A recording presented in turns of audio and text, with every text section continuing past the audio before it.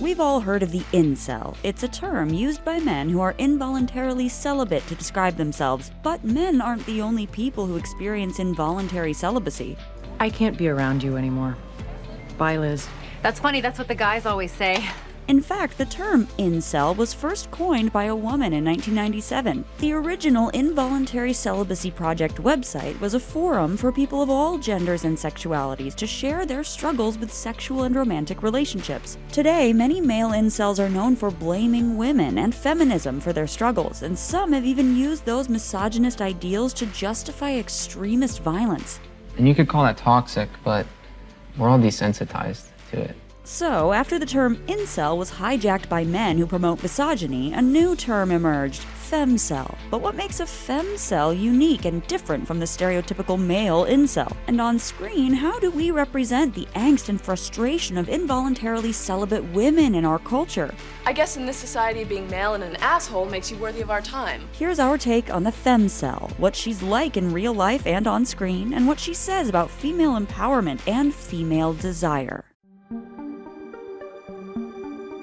The central problem with the stereotypical male incel is that he blames women for not being with him, displaying a toxic entitlement and lack of self-awareness. Parts of the Femcel community are also defined by the parallel problem of blaming men for their issues and engaging in misandry. There are some major similarities between incel and Femcel behavior online. In fact, the Femcel Reddit community, r/TrueFemcels, was banned from the platform in January of 2021 during a crackdown on hate speech on the platform. Femcels use similar coded language to describe their experiences and observations dating. Incels make fun of Chads and Femcels make fun of Stacys, and both groups describe themselves as victims of lookism. The Stacys are the shallow, self-obsessed women who only care about the looks of the Chads. But the Femcel can also take a few different forms. Some versions of the Femcel express discomfort with the way that our society views them as sexual objects and judges them according to oppressive beauty standards. Others express disappointment at how real life does not live up to the Hollywood idea of romance and family life that they've been conditioned to expect as automatic aspects of being a woman. And despite some similarities to incel worldviews, there's a major fundamental difference that makes Femcels a lot less prone to falling into the same patterns of isolation and radicalization. Femcels are far more likely to internalize their frustrations rather than externalize them. You know when incels, like when a woman talks to them, they immediately think it's some sort of romantic exchange? I feel the same way. As Dr. Karen Wu explains in Psychology Today, gender socialization impacts how we cope with rejection. Women may feel sad instead of angry when sexually rejected, often blaming themselves, whereas men may feel angry, blame others, and act out, sometimes harming others. Femcels also acknowledge the existence of incels, while many incels deny that an involuntarily celibate woman can exist. They believe it's so much easier for women to find a sexual partner that any woman who isn't having sex must have impossible standards. To a woman, sex is like the garbage man. You just take for granted the fact that anytime you put some trash out on the street, a guy in a jumpsuit's gonna come along and pick it up. These differences help explain why, while incels have become so isolated and sometimes violent that they're often seen as a villainous stereotype, the Femcel has become an accessible TikTok aesthetic. There are a lot more representations of male incels in the history of movies, either at the center of prestigious films like Taxi Driver or a staple of film comedies. But the point is to be good at sex by the time you get to college. In comedic forms, they're often represented as dysfunctional but ultimately endearing. Andy's involuntary celibacy in The 40-Year-Old Virgin is definitely something he's embarrassed of and something other people pity him for, but he's also the sweetest and sometimes smartest male character in that movie. Celibacy is the way to go, man. Andy had it right, you know? Still, some powerful films and TV shows do deal in both drama and comedy with the loneliness and rejection that a femcel might feel. Mulholland Drive situates this in the context of Hollywood and how it degrades so many young women and disappoints their desires. This is the girl. Excellent choice.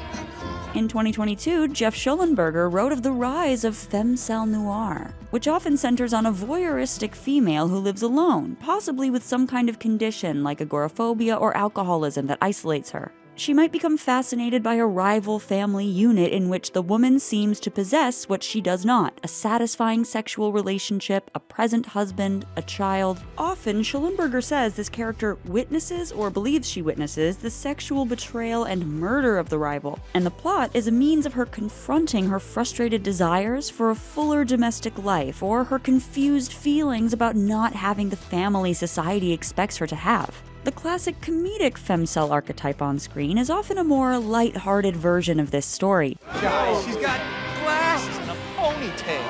Oh, look at that. She's got paint on her overalls. What is that? A character like Betty Suarez from Ugly Betty is perceived by the people around her as genuinely less desirable because of the way she looks. God forbid you had to work with the ugly girl your dad forced you to hire. These characters are usually either mocked or pitied by the people around them. Listen, Jerry, she never dates, and I know it's because of her hair. And when they get to experience a character arc, it's one that emphasizes qualities like resilience and inner beauty. But sometimes their arc is also about beautifying themselves so they can get the guy. Other times, the reason for a female character's involuntary celibacy isn't her looks or a man being unwilling, but the structure of society that sometimes makes women choose between personal goals and a domestic life. This version of a femcel may be a more empowered career type. Women like Eugenia Skeeter Felon from The Help and Josie Geller from Never Been Kissed. They don't have sexual or romantic relationships because they've chosen to put their ambitions first. Tell me, when is the last time that you went on a real live date? I'm concentrating on my career right now. These characters often have something to learn about taking risks and putting themselves out there, but a happy ending for them doesn't always mean getting the guy. At the end of The Help, Skeeter's decision to publish her book is what ends her fledgling romantic relationship with Stuart and what lands her an exciting new job across the country. I got a job offer from Harper Row in New York.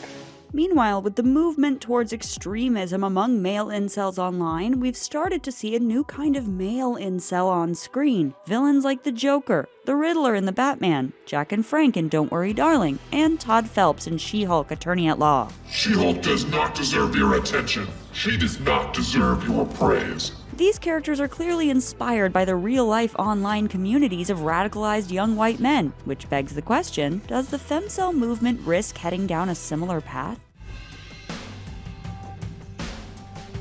Femcel spaces online might not be as dangerous as the rabbit holes incels can fall down, but they're not always the safest spaces either. Although most femcels are just looking for a place to commiserate over the struggles of dating and the search for intellectual and emotional connections, their conversations sometimes slip into misandry, transphobia, and biological essentialism. Alexa, remind me that I don't need a man and men are useless. As feminist theorist Jilly Boyce Kay told The Atlantic, these spaces do just kind of become inward-looking, very defensive, rather than about imagining radical new futures. But these women are also starting real conversations about difficult topics. We live in a culture that shames people for not having sex. Well, I think it's ridiculous that you haven't had sex in 3.5 months.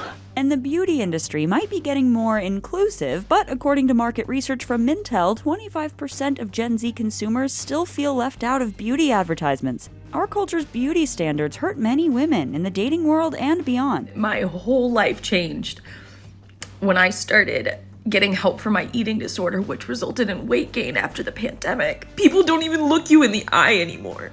They're not nice to you.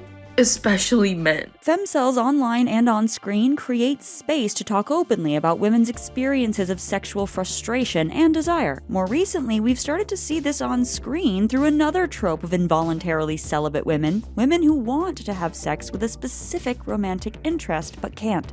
Sheldon, are we ever going to have an intimate relationship? Oh my, that's an uncomfortable topic.